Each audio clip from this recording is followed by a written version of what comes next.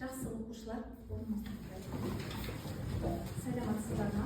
Саламатсыздар. Бүгінгі сіздерге сәтті отырыңыздар.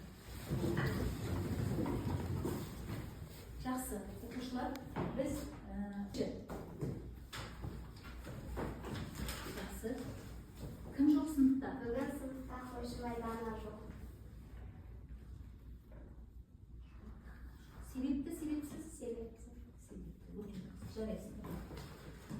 Жақсы балалар, біз өткен сабақта қандай тақырып өттік? Не өттік? Кәне, кім айтады? Айта ғой. Менің манекенді кәсімде. Онымыздан тұрамыз, толық айтамыз. Менің манекенді кәсімде.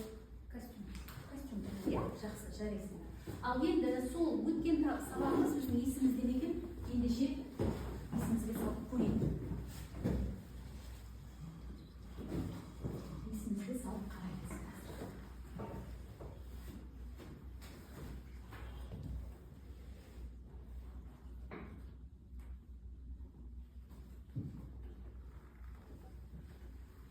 Сұрақты оқимыз. Пішін дегеніміз не? Пішін дегеніміз не? Кім айтты? Киімін береміз. Ал, келе ғой, басып қарай ғой, дұрысқа.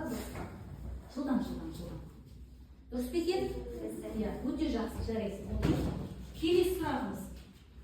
Пішімді дайындау тәсілдері қаншаға бөлінеді екен? Есептік, графикалық. Аделя келе ғой. Жылдам, кәне, қайсысы деп ойлайсың? Асы дұрыс па екен, болмасы ма? Жылдам. Дұрыс екен, өте жақсы, жарайсың, отырады. Келесі Сантиметр. қандай құралдар пайдаланылады? Өлшем алған кезде қандай құралдар пайдаланылады? Келе ғой менен. Мына сұрақтан жауап беріңіз келесі. Дұрыс па екен? Сантиметрлік таспа. Ол қандай таспа? Міне, мына өлшем алатын таспа, иә? Киім үлгісінің өлшемін алатын таспа екен. Жақсы, келесі. Өлшем алған кезде қандай ережелерді сақтау керек? Абай. Түзу тұру берді. Дұрыс па екен? Өте жақсы, жарайсыңдар. Ал ендеше орнымыздан тұрайық, психологиялық ахуал орнатамыз. Психологиялық ахуал орнатайық. Бір-бірімізге шабыт келтіретін сөздер айтайық. Сөздер айтамыз. Шексен бастар, қане, айта ғой. Кім бастаймыз? Бүгінгі сабағымыз жақсы. Өнерім Бүгін күнің сәтті өтсін және сәттіліктер өтсін. Өте жақсы. Ары қарай арғы топқа сілтейміз.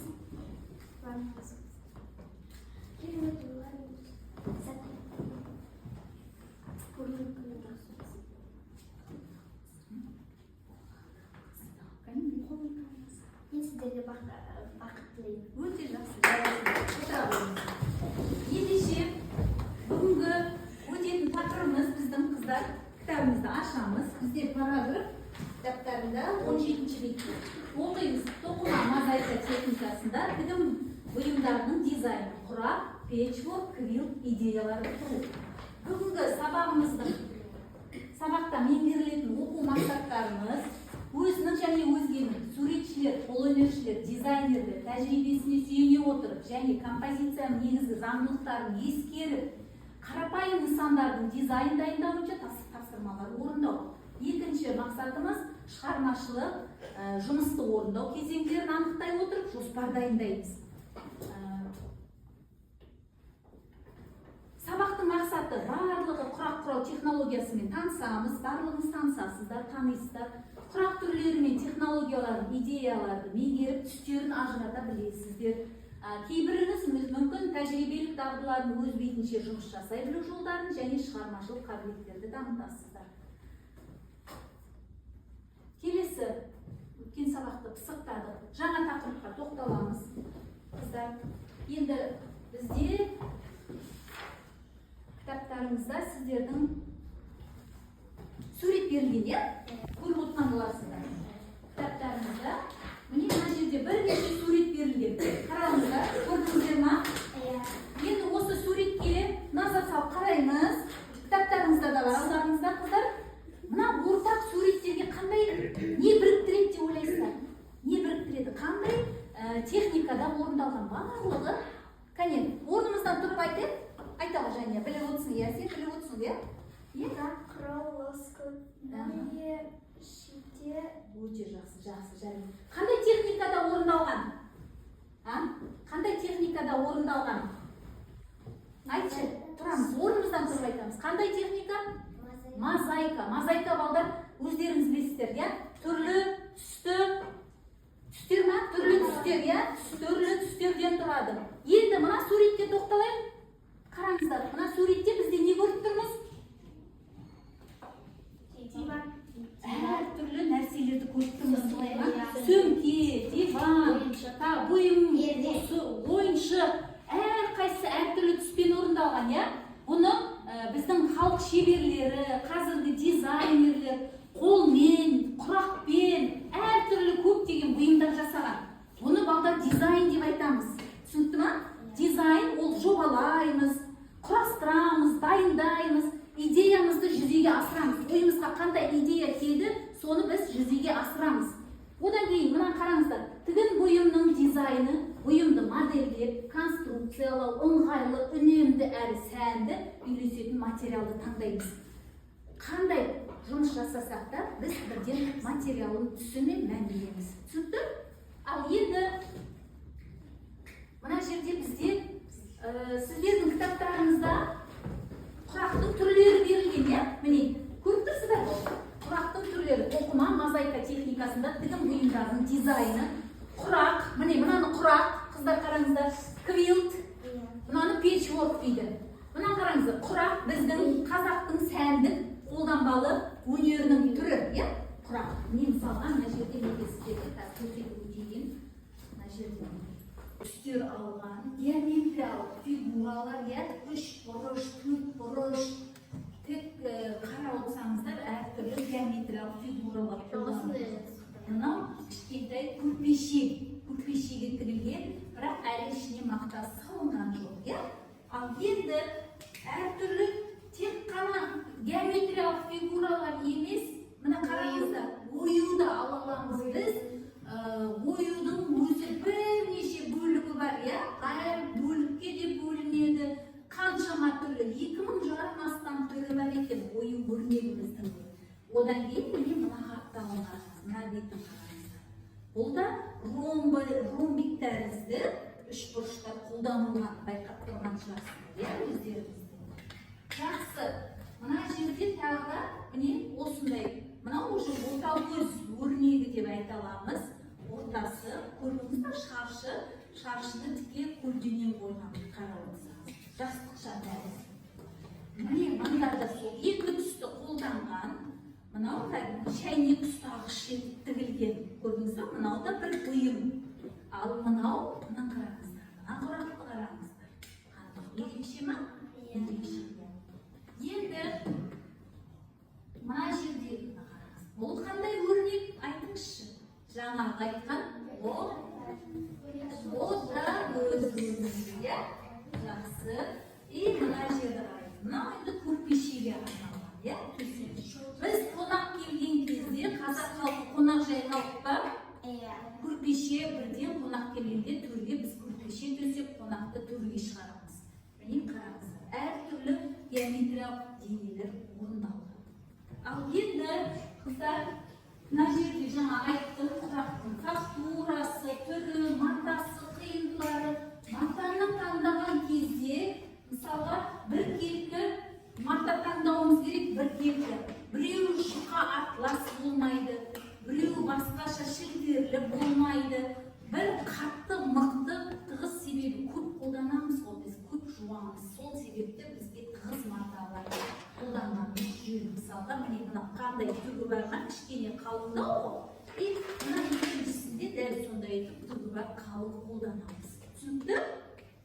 Енді келесі квилтке тоқталайық. Құрақ құраудың бұл америкалық техникасында орындалған. Матаның екі қиындысының арасына салынғанына, арасына батин немесе мақта салынады. Мақта қабатымен бірге сырып тігіледі. Жайманың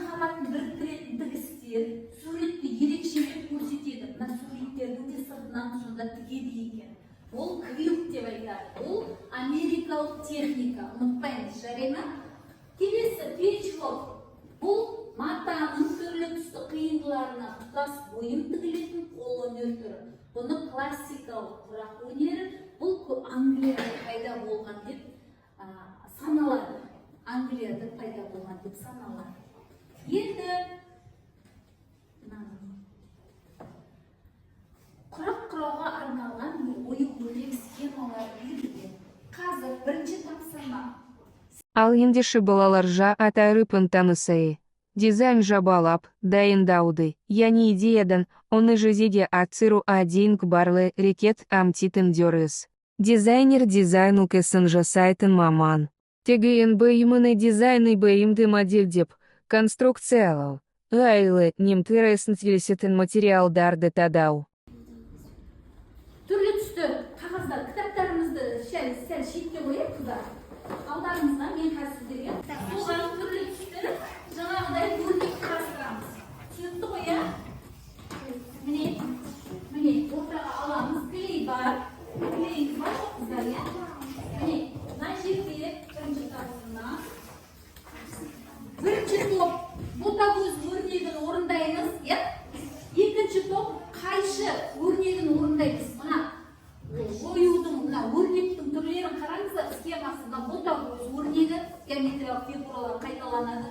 Тұмарша, қайшы, жұлдыз, диірмен, құдық. Не себепті құдық деген? Қараңыздар, іші ойық сияқты ма? Сол себепті құдық деген айтып өткен екен. Міне, бірінші топ бізде ботагөз өрнегі, екінші топ қайшы. Ал, бастаймыз.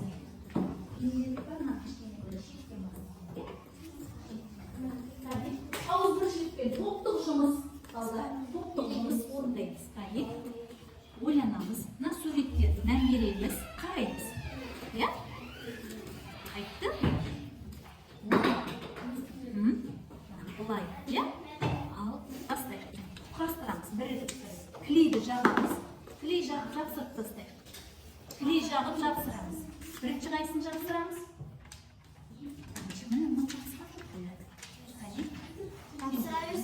Жапсырайыз. Бірігіп, ауызбіршілікпен барлығымыз.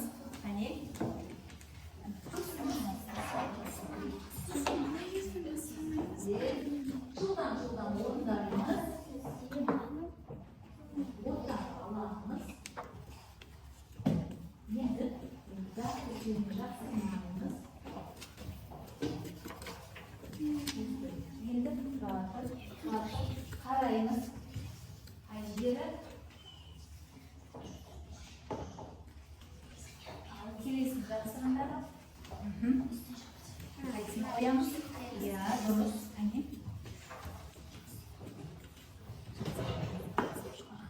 Қарама-қарсы. Байқа. Қане, қана не істеп жатырмыз?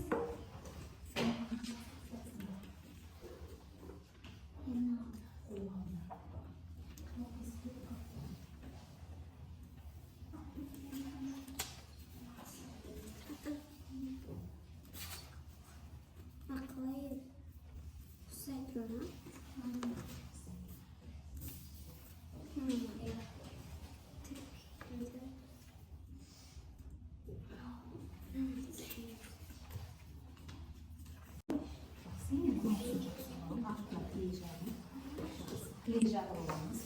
Ауызбіршілікпен бірігіп.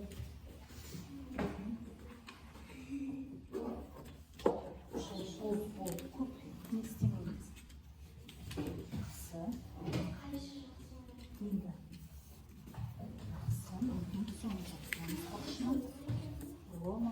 Жарайсың. Келесі көк тұста. Соны ұзындау жағып ал. Клей жағып. Сіздерде отырмақ тағы клей бар ма жапсырында? Жапсырманы ас.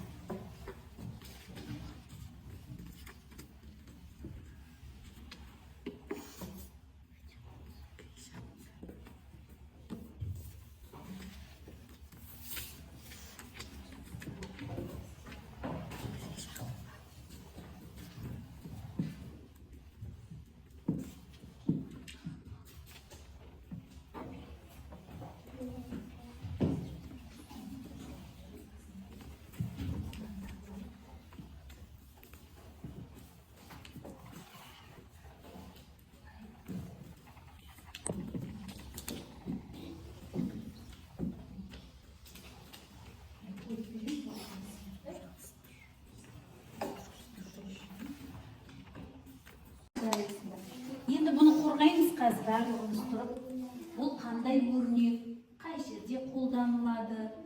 Иә? Жақсы ма? Мына жерде. Не себептен ондай алынды? Ұқсайды ма сол нәрсеге? Иә? Соны айтамыз. Не істеді қыздар? Қандай өрнек құрастырып жатырмыз? Жақсы, дұрыс. Кәне клейлейміз, жақсылап желімдейміз.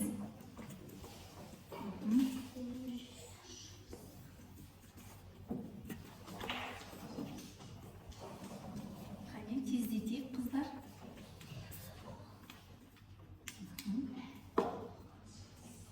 Молодец, жарайсың.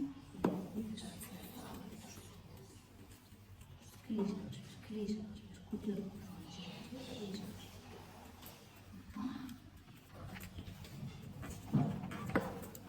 Болды па? Жарайсың. Енді осы жасаған өрнегімізді, құрағымызды қорғайық, иә? Әр топ басшысы кім болады, кім қорғағысы келеді? Атауын айтасыңдар, қай жерде қолданылады, жаңа мен көрсеттім, иә? Қане?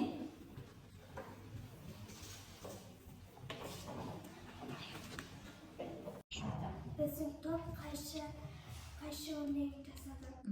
Қаншама түс қолдандыңыздар? 3. 3 түсті қолданған екен, жарайсыңдар. Қандай фигуралар қолданылды мына жерде? Геометриялық денелер қолданылған жоқ? 4 деген сияқты, иә? Шаршы қолданылған, иә? Мынау қолымыздағы қай? Қолда жаңағы мына жерде берілген қандай өрнекке ұқсайды? Құдық өрнегіне ұқсайды екен, жарайсыңдар. Келсеңіз бе балдар? Қосымша айтарыңыз бар ма? Қосымша топ болды, жақсы, отыра қойыңыздар. Жарайды. Келесі топ келе қойсын, бірінші тобымыз айтады. Біздің топ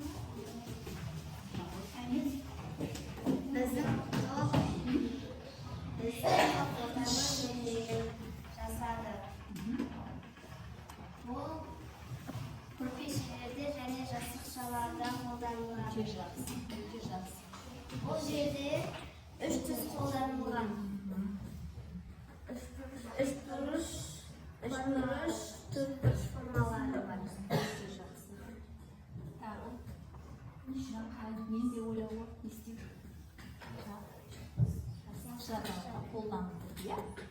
Жарайсыңдар. Отыра қойыңыз, жарайды. Өте жақсы. Жарайсыңдар.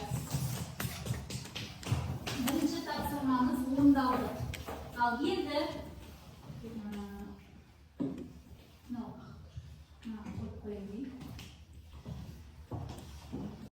Жастықша. Шаршы өлшеп алдыңыздар, иә? Қиып атсыңдар, өте жақсы, жарайды. Ұстап, қайшыны.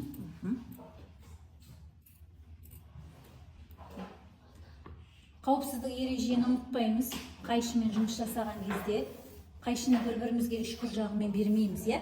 Білеміз бе? Байқап орындаймыз. Жақсы, келесі сен ортасын қиясыңдар. Мына тағы біреуін алып. Енді мына топқа қидырамыз қазір. Мынаны.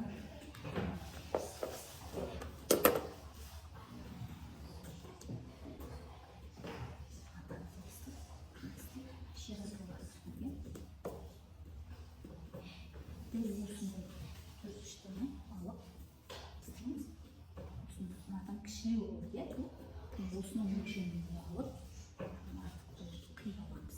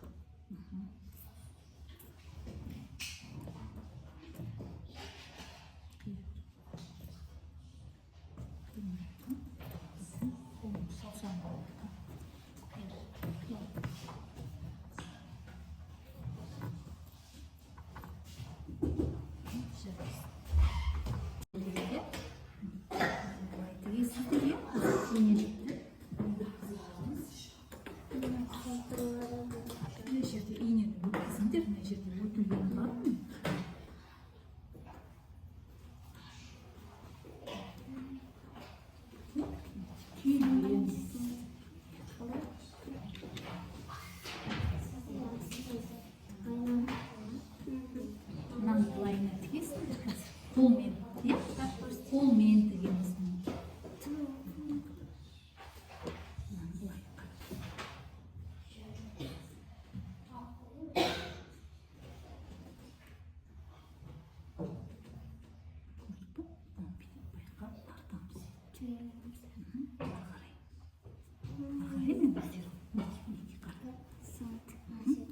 Төртеуі бар сендер, төрт жағы. Енді мына қол.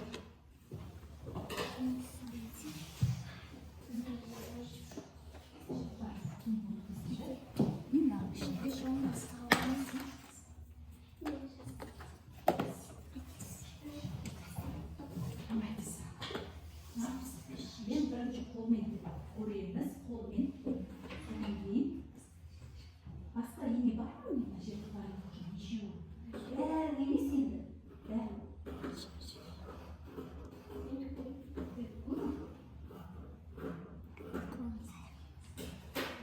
Жан жағына бекітеміз.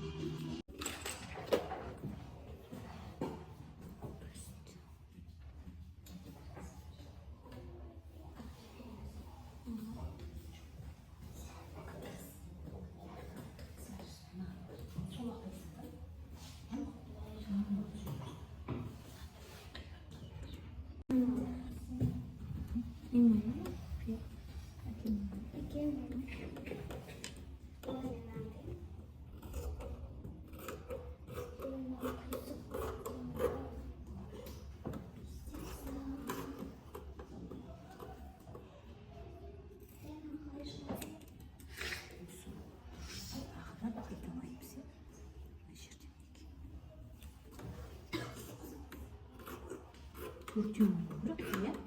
Кластырында.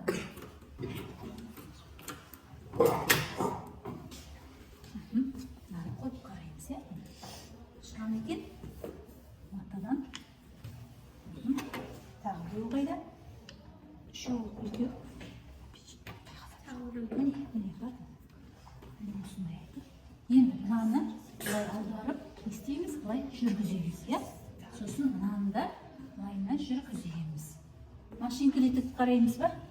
Жүріңдер. Инені түсіремін былай қарай. Түсірдім. Содан кейін мына жерде менде педаль бар аяғымның астында.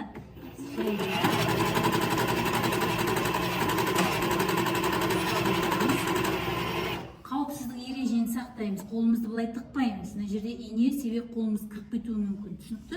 Болғаннан кейін мына лопатканы көтереміз. Мына жерде қауіпсіздік ережені сақтаймыз, қыздар. Міне, мына жердегі педаль нені түсірдім, міне табанын. Көрдік қой, иә? Табанын түсірдім. Одан кейін мына жерден бұрап, инені түсіремін төменге. Шығып кетті мынандай. Болмады. Мына жерден несі бар? Түсірдік. Енді қазір. Мына инесін түсіреміз. Мына жерден бұрадым мен көрдіңдер ма? Енді бар астыға педаль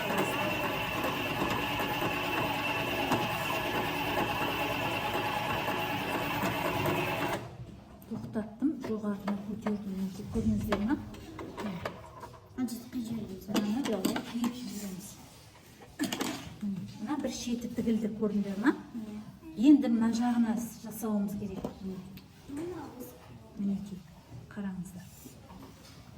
Кім келесі көргісі келетін? Қайсы? Біз Сен ұшқын келе ма? Кел. Мынаны қара. Мен қолымды бастым. Мынаны былай ұстап отырасың бірге.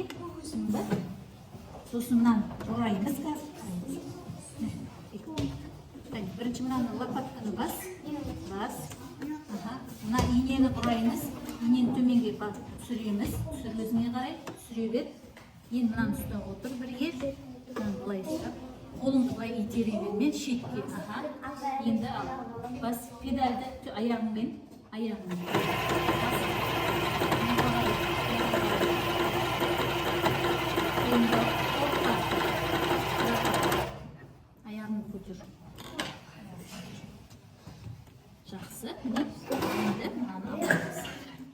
кейін барасың. Не, жақсы, келесі. Жоқ, оңбай, иә?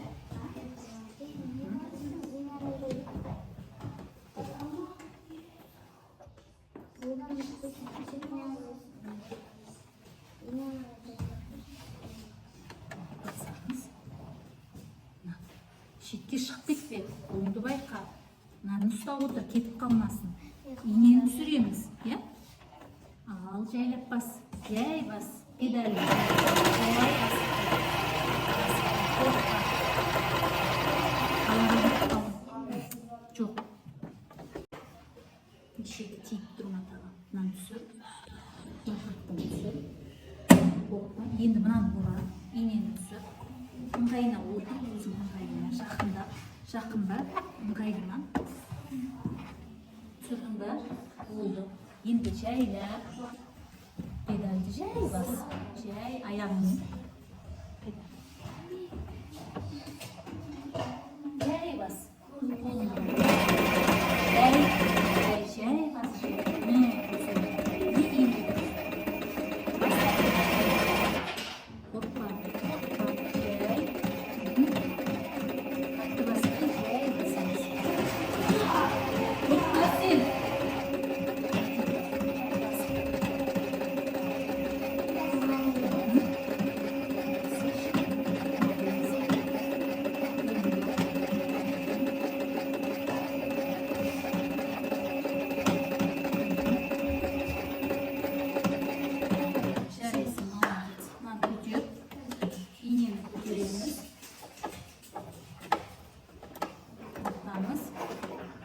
қайшым қайда?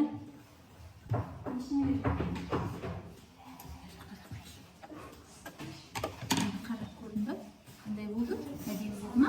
Мен ашып көрші мына жаққа болсаңыз. Қайда жаңағы? Алып келіп. Алып келіп. Қолыңды байқа. Мындағы мына жаққа шеттеп қалып қойды ғой мынауың деп.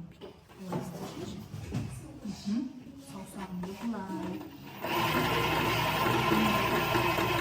Болды. Мен көтерейін. Мынаны көтер.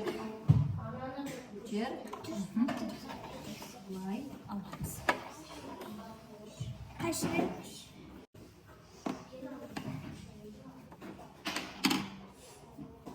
Енді қайда қос. Инені түсір. Жаңағы жай басынан бірге ұстам мына жаққа. Қазір атыр.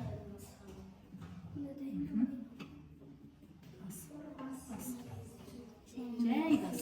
Қорықпай жай бас. Қолыңды байқа. Бер жақтан бас.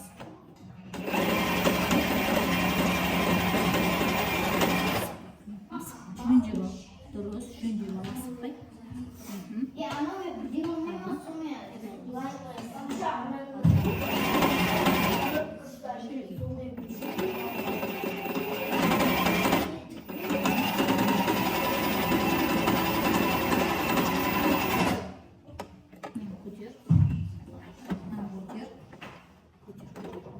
Тартып өзіңе қарай матаңды.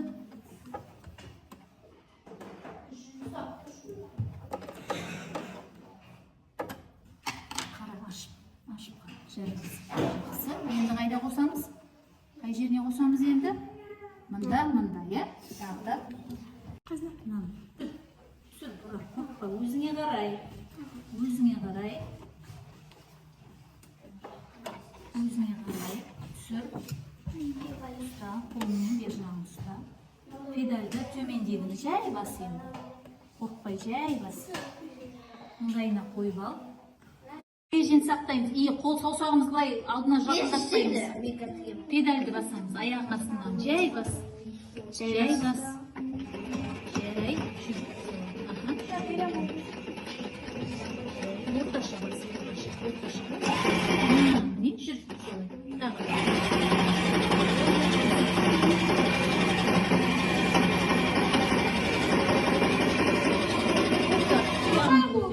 Аяғыңды көтер.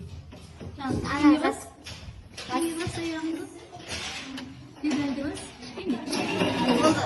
Болды. Көтеремін. Инені көтеріп тұр, иә?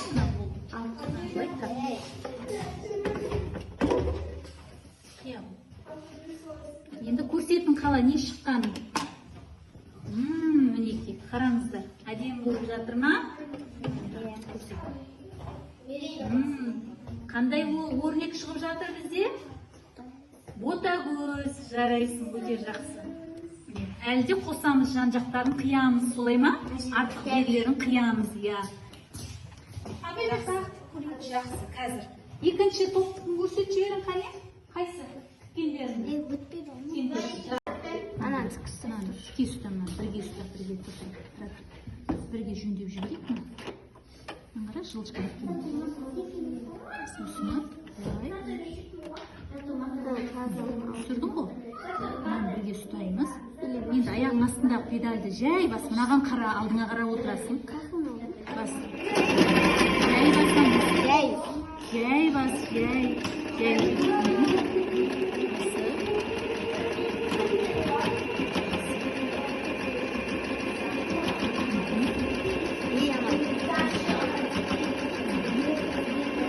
Енді тоқта, аяғын көтер. Молодец. Мынаны көтер. Инені көтер. Артқа қарай.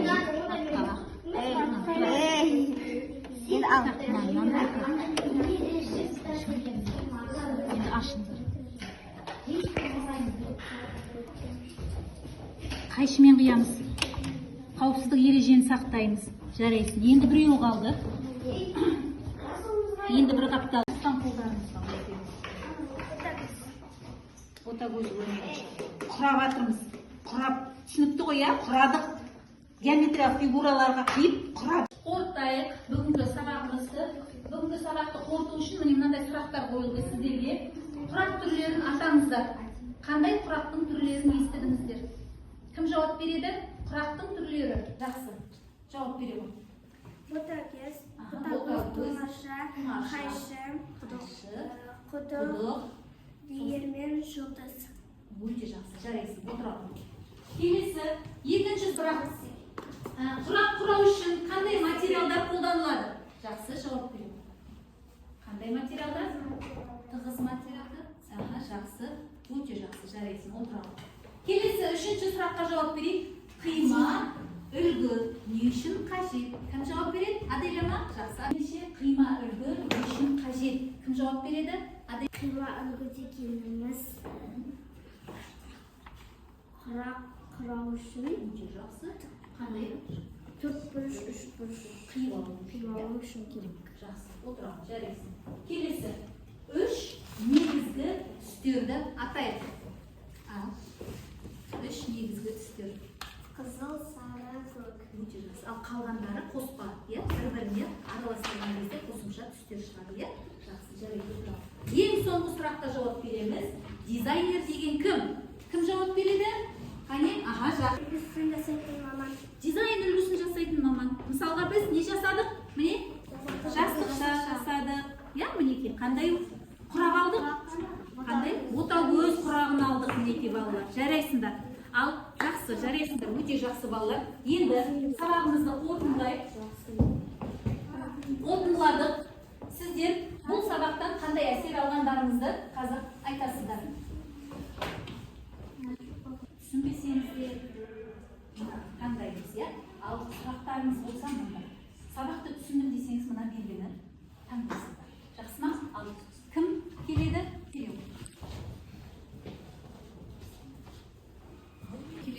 Келесі кім? Қыздар, қане келеміз тез, қане. Орнымыздан тұрайық, кезекпе-кезек белгіні баса қоямыз. Қайсың? Түсіндің, сұрағың бар ма? Қайсың, қане?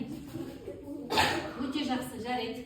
Сабақты түсінген екен. Келесі, шешпе. Мен сабақты түсіндім. Өте жақсы. Сұрағың болса, сұрағың бар еді, соны басамыз. Түсінбей сабақты түсіндім. Өте жақсы, отыралым. Жарайсың. Келесі. Жақсы, жарайсың. Өте жақсы. Қайсысын таңдаймыз? Өте жақсы. Өте жақсы, жарайсың.